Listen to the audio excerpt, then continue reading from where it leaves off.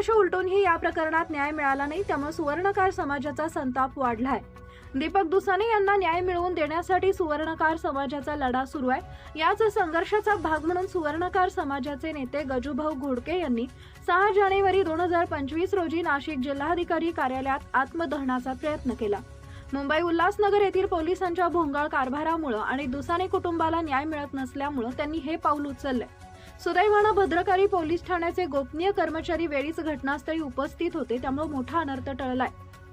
दुसाने कुटुंबियांनी आणि सुवर्णकार समाजाने या प्रकरणाची सखोल चौकशी करण्याची मागणी केली आहे। मुंबई आणि उल्हासनगर पोलिसांवर तसेच तपासी अधिकाऱ्यांवर कठोरात कठोर कारवाई व्हावी अशी समाजाची मागणी आहे। दीपक दुसाने यांना कोणत्याही परिस्थितीत आत्महत्या करावी लागली, त्यांच्या आत्महत्येमागे नेमकं कोण जबाबदार आहे या प्रश्नाचं उत्तर शोधण्यासाठी न्यायालयानं चौकशीची गरज असल्याचं कुटुंबियांनी आणि समर्थक सांगत आहेत। घडलेल्या या प्रकारानंतर नाशिक जिल्हा प्रशासनानं या प्रकरणाची नोंद घेतली आहे। गजूभाऊ घोडके यांच्या आत्महत्येचा प्रयत्न थांबल्यानंतर प्रशासनानं त्यांच्याशी चर्चा करून त्यांना शांत केलंय।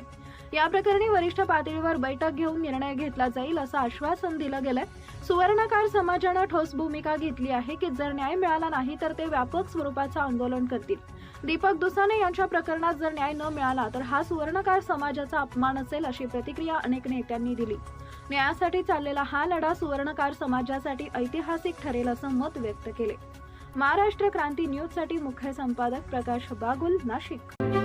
अशाच नवनवीन बातम्या पाहण्यासाठी आमच्या महाराष्ट्र क्रांती न्यूज या YouTube चॅनलला लाईक करा, सबस्क्राईब करा आणि बेल आयकॉनला प्रेस करा।